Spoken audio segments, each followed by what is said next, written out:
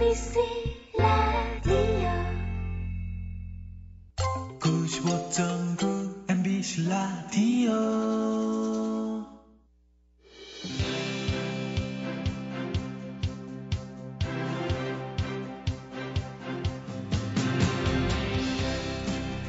오감 경제를 시작하겠습니다. 오늘 한성대 무역학과 김상조 교수와 함께하겠습니다. 안녕하십니까? 네, 안녕하십니까? 예. 네.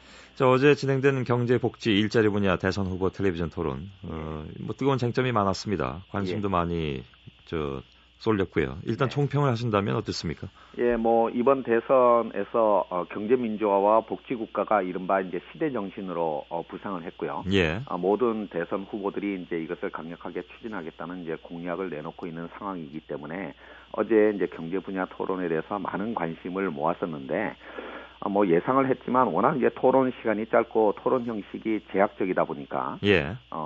상호 또 후보들의 어떤 장단점을 정확하게 비교할 수 있는 토론이 이루어지지는 못했다라는 아쉬움을 가질 수밖에 없고요. 예. 뭐 하여튼 어제 토론을 보고서는 각 후보들의 경제 분야의 공약의 어떤 차이를 드러내기 어려운 여러 가지 아쉬움이 남는 토론이었다라고 할 수가 있겠습니다. 예를 들면 어떤 걸까요?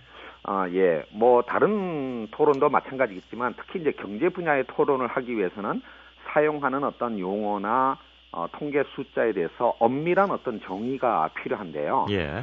뭐 그렇지 못하고 서로 대선 후보들이 얘기를 하다 보니까 서로 같은 단어를 쓰고 있지만 의미가 다른 또는 정의가 다른 단어를 사용함으로써 쓸데없는 어떤 논쟁으로 이어지는 그런 경우들이 적지 않았습니다. 뭐 예. 가장 대표적인 예가 이정희 후보의 이제 재벌 해체 주장과 관련한 논란이라고 볼 수가 있는데요. 예. 어제 이제 이정희 후보께서 자신의 이제 재벌 해체 주장을 이제 비교적 명확하게 설명을 했습니다. 그것은 재벌 총수 일가의 어떤 불법 행위나 특히 불법 상속의 문제를 정확하게 고침으로써 부의 집중을 해소하는 것이 재벌 해체 주장의 내용이다. 이렇게 이제 설명을 했는데요. 예. 사실 이 내용을 들어보게 되면 재벌이라는 단어가 갖고 있는 두 가지 의미 중에 재벌 총수 일가로의 소유 집중 또는 소유 지배 구조의 문제를 지적을 한 것입니다. 예. 그래서 이제 이것을 해체하겠다라고 한다는 것은 뭐 예를 든다면 2차 세계대전 직후에 이제 메가드 사령부가 일본의 재벌을 해체한 것과 같은 이제 총수 일가의 소유 지배 구조 문제를 이제 해소하는 그런 정책을 말하는 것인데요. 예. 그런데 우리가 이제 또 재벌이란 단어를 사용할 때는 총수 일가 문제만을 얘기하는 것이 아니라 삼성그룹, 현대자동차 그룹과 같은 기업 집단을 이제 얘기하는 부분도 있는데 예. 이런 이제 기업 집단의 어떤 이제 시너지 효과나 장점 이제 이런 것들을 생각을 하지 않고 재벌 해체라고 표현을 해버리니까 예. 그렇다면 이제 삼성그룹을 해체할 거냐, 현대자동차 그룹을 해소할 거냐라는 의구심에 대해서 사실은 불필요한 어떤 논란을 가져왔던 측면이 있고요. 예. 뭐 그래서 이제 굳이 이제 이런 어떤 논란을 가져올 수 있는 재벌 해체라는 표현을 사용할 필요가 있겠느냐, 좀 더 소유 지배 구조의 개혁, 뭐 이렇게 표현하는 것이 더 좋았을 거라는 그런 아쉬움을 갖고 있습니다. 예. 경제 민주화 이슈에서 역시 이제 출총제 부활이라든가 순환 출자 문제 이것이 또 논란이 됐는데 이 부분은 어떻게 보셨습니까? 예, 저 개인적으로는 가장 관심이 가는 주제였었는데요. 예. 세 후보 모두 빗나간 논점으로 토론을 했다라고 하는 특히 이제 아쉬움을 가질 수밖에 없습니다. 예. 문재인 후보나 이제 이정희 후보는 출총제를 부활해야 되고 기존 순환 출자도 해소하는 것이 재벌 개혁 더 나아가서 경제 민주화를 위한 가장 핵심적인 과제다라는 것을 이제 자꾸 강조를 했었는데요. 예. 뭐 이것을 설명하는 논리가 조금은 부정확한 부분이 있었습니다. 뭐 예를 든다면 문재인 후보께서는 지난 몇 년 동안 10대 재벌의 계열사가 300개가 늘어났고 그 중에서 이제 많은 부분이 뭐 총수 일가의 어떤 직접 지분 소유 회사를 통해서 골목 상권을 침해한 것 이런 것이 이제 문제가 되기 때문에 이제 이런 것을 막기 위해서는 출총제를 부활하고 기존 순환 출자를 해소해야 된다 이렇게 이제 설명을 하셨거든요. 뭐 이건 이제 대중 토론에서 이제 청취자들이 그러니까 시청자들이 유권자들이 알기 쉽게 표현하려고 그렇게 하셨을지는 모르지만 사실은 이제 골목 상권을 침범하는 이런 재벌 총수 일가들의 계열사는 소규모의 비상장 회사이기 때문에 출총제나 기존 순환 출자를 금지한다고 해서 이런 문제가 해소가 되지를 않습니다. 예. 그래서 따라서 골목 상권을 어떤 지키거나 또는 그러니까 총수일가의 부당한 사익 추구 행위를 막는 것은 출총제나 기존 순환 출자 문제와는 좀 다른 측면의 어떤 규제 장치로 이것을 해결해야 되는데 예. 이제 설명이 잘못됐다라는 느낌이고요.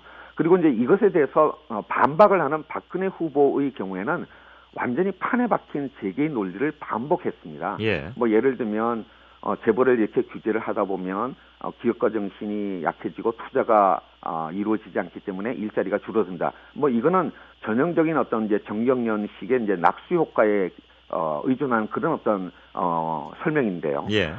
경제 민주화를 얘기하면서 이렇게 정경련의 논리를 그대로 반복하는 것이 과연 맞는 것인가라는 것에 대해서 의구심이 많았고요. 예. 하여튼 어제 재벌개혁 방안과 관련해서는 양쪽 모두 잘못된 이제 주장을 하거나 또는 정확하지 못한 설명을 하는 그 여러 가지 측면에서 아쉬움이 많았다라고 생각이 듭니다. 예. 박근혜 후보의 줄푸세 문제 논란도 어제 있었습니다. 줄푸세가 경제 민주화와 다르지 않다고 박근혜 후보는 얘기했는데요. 네. 여기에 대해서도 좀 논란이 있더군요. 어떻게 보십니까? 예, 뭐 저 개인적으로는 왜가 이 시점까지도 박근혜 후보께서 줄푸세를 계속 유지를 하면서 줄푸세가 이제 경제 민주화와 양립 가능하다라고 좀 이해하기 어려운 설득력이 없는 주장을 계속하고 있는지 저는 솔직히 말해서 잘 이해가 되지를 않았었습니다. 예. 뭐 그것에 비한다면 이제 문재인 후보께서는 참여정부의 재벌개혁 실패를 이제 솔직히 여러 번 어떤 시인을 하셨고요. 예. 뭐 그렇기 때문에 나는 분명히 과거와는 달라졌고 그리고 이제 경제민주화를 성공하겠다 이런 이제 기조로 가는데 예. 박근혜 후보께서는 5년 전에 줄푸세를 계속 유지를 하면서 그럼에도 불구하고 경제민주화를 성공시키겠다라고 얘기를 했기 때문에 좀 설득력이 떨어지지 않았는가라는 생각이 들고요. 예. 특히 이제 이 줄푸세와 관련해서 어제 감세 효과에 관한 논란들이 여러 번 오고 갔었는데요. 예. 박근혜 후보께서는 이 부자 감세가 아니라 이 이명박 정부 시절의 감세 효과의 절반 이상이 서민과 중소기업에게 갔다 이렇게 설명을 했습니다. 예.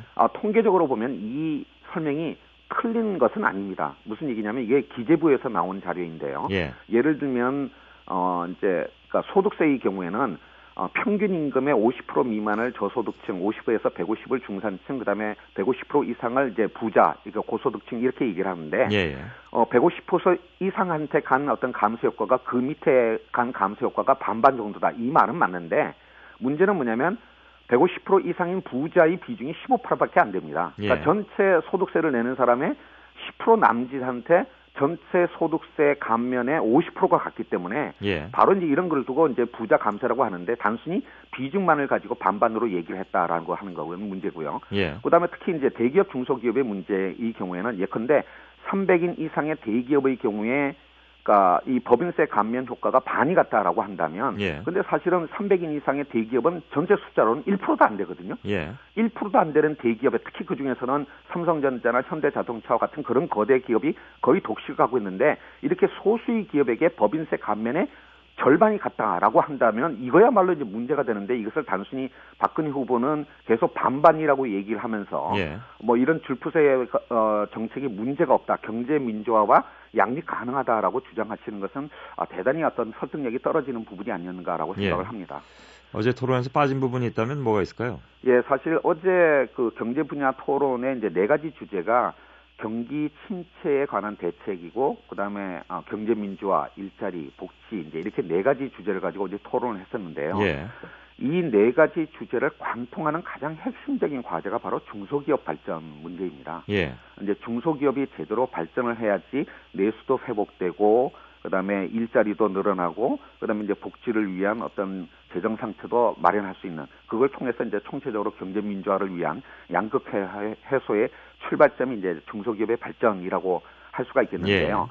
근데 이 2시간에 걸친 경제 분야 토론을 하는데 이 중소기업 발전을 위한 대책에 대해서 제대로 묻는 후보도 없었고 자신의 공약을 정확하게 설명하는 후보도 없었다라는 의미에서 이 핵심 과제를 생략한 상태에서 무슨 토론이 이루어지는가라는 거에 대해서 정말 아쉬움이 많았습니다. 예. 그래서 뭐 중소기업 발전을 위해서는 대기업과의 하도급 거래에서 불공정 거래 문제를 구체적으로 어떻게 해결하겠다는 것인지, 예. 또는 이제 중소기업 자체의 경쟁력을 키우기 위해서 뭐 예컨대 협동조합의 발전이라든지 아니면 공동행위의 어떤 허용이라든지 이와 같은 이제 구체적인 정책에 관해서 그러니까 서로 토론을 벌였다라면 예. 어제의 토론이 보다 이제 좀 유권자들한테 참 잘 다가갈 수 있었고 각 후보의 차이를 드러내는데 도움이 되지 않았을까라고 생각을 합니다. 예, 그래서 앞으로 기회 있을 때 각 예. 후보들이 단순히 이제 맥 빠진 어떤 이제 또는 빗나간 논점을 어떤 놓친 재벌 개혁만을 얘기할 것이 아니라 예. 중소기업 발전을 위한 부분에 관해서도 좀 더 토론이 이루어졌으면 하는 바람을 갖고 있습니다. 예. 시간상으로나 또 형식적으로나 여러 가지 제약이 있으니까 못 다룬 부분도 있긴 있겠죠. 근데 그 부분은 좀 아쉽다 이런 말씀인 것 같습니다. 잘 들었습니다. 네, 감사합니다. 김상조 교수였습니다.